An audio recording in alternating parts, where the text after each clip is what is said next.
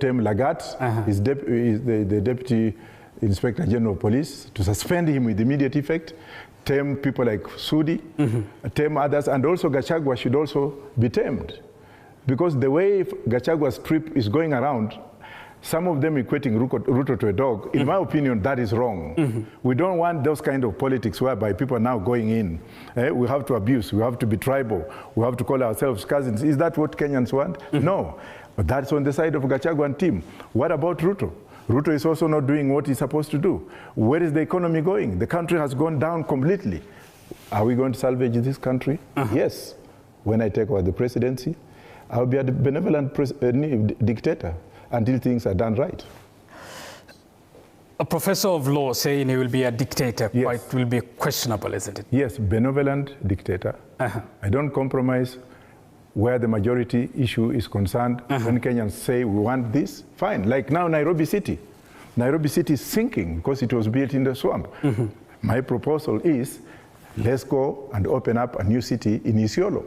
Because of Isiolo's proximity to Ethiopia, Somalia, Sudan and Southern Corridor, we shall expand and then export agricultural produce from the mountain straight to the airport, and boom, and then plan the city. This thing is sinking down. And if I say that, is that wrong? Then I will be a dictator on that one. Parliament will also have to move away from here so that we can maybe take it to Nakuru, so that we can devolve proper devolution, like what Tanzanians have done with the Dodoma, Nigerians have done with Abuja. Roots Party leader George Wajackoyah has called on President William Ruto to take control of some of his closest political allies, citing growing indiscipline and inflammatory rhetoric within the ruling coalition. Wajackoyah specifically singled out Farouk Kibet, who is President William Ruto Aiden, and Kapseret MP Oscar Sudi, urging the president to refrain them in for the sake of political stability and national unity. He also expressed concerns over the recent public utterances by former Deputy President Rigathi Gachagua, criticizing what he described as disrespectful behavior towards the presidency. According to Wajackoyah, such conduct undermined the dignity of leadership and set a dangerous precedent for a political discourse in this country. In a show of caution and mistrust, Wajackoyah said that although he would not be willing to meet President William Ruto to express his view, he would remain guided about the interaction, reflecting his deep-seated skepticism about the current administration. And I've made this on several occasions in some of the rallies we have been. Fair. Now I can see some people around Raila coming up and saying, it's our time to eat.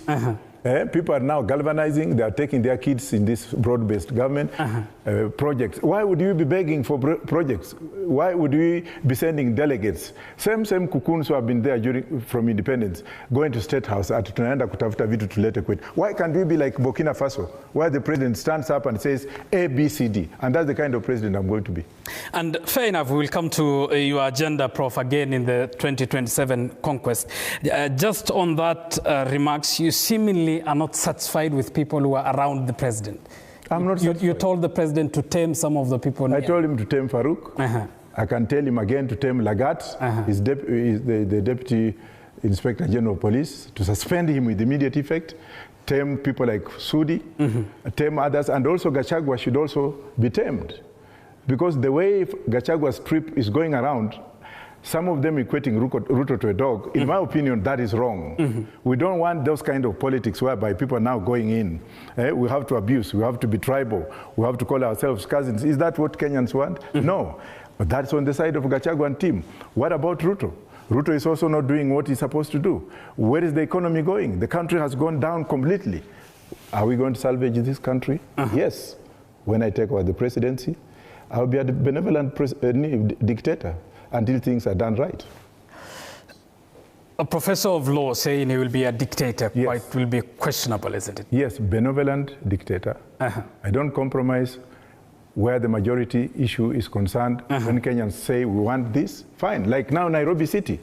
Nairobi City is sinking because it was built in the swamp. My proposal is, let's go and open up a new city in Isiolo. Because of Isiolo's proximity to Ethiopia, Somalia, Sudan and Southern Corridor. We shall expand and then export agricultural produce from the mountain straight to the airport, and boom, and then plan the city. This thing is sinking down. And if I say that, is that wrong? Then I will be a dictator on that one. Parliament will also have to move away from here so that we can maybe take it to Nakuru, so that we can devolve proper devolution, like what Tanzanians have done with the Dodoma, Nigerians have done with Abuja. United States is creating new cities and what have you, so that we can actually urbanize other areas that have been having behind. And Prof, we will discuss your agenda in details. It's time for us to take a short break. Remember, you can be part of these discussions. Send us a message on 22047. The hashtag to use is TV47 News. Time for us to take a short break. We will be back with Professor Wajackoyah, presidential candidate in the 2022 polls, presidential contender in the 2027 polls. Ore was appointed as the chair of Net Fund. Raila Odinga's party has nominated cabinet members who are in government now. The president, of course, was elected in government.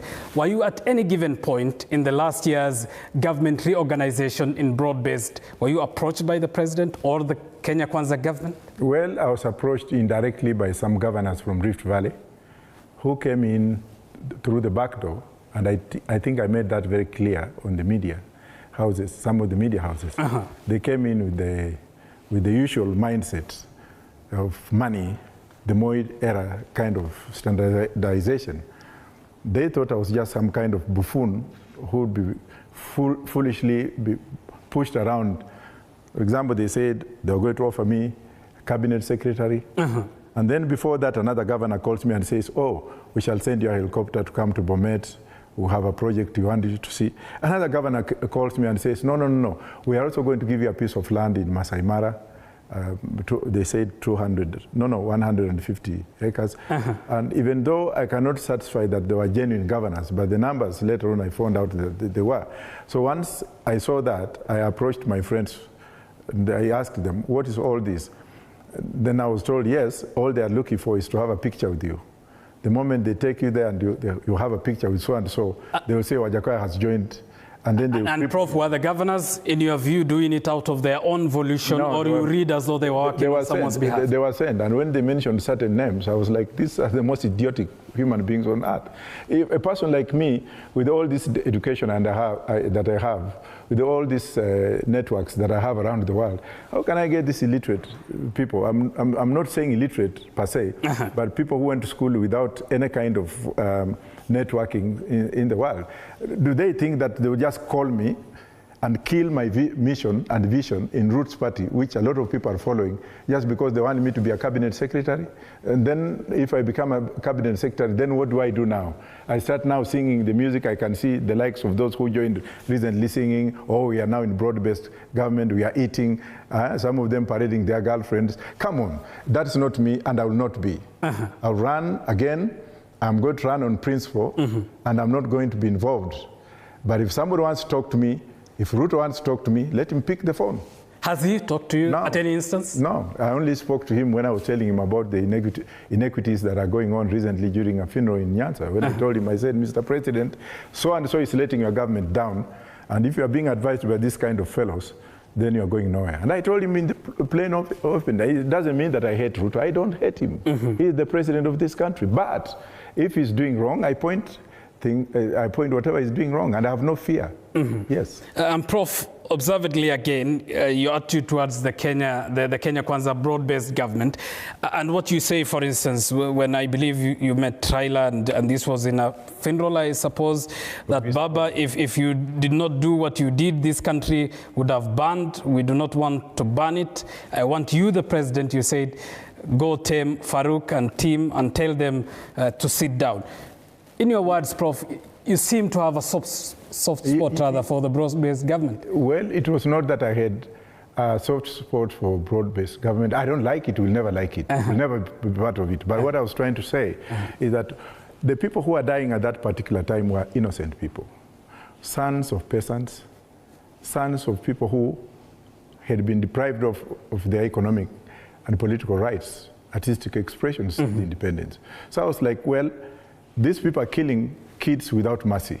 If Raila went in to smoothen it down and then came up with a solution of joining, that is him. What I wanted was that to stop at that particular time. It stopped, yes, and then we have to think. It didn't mean that I was trying to tell with an ulterior motive, no. But when Raila joined, that's when my clock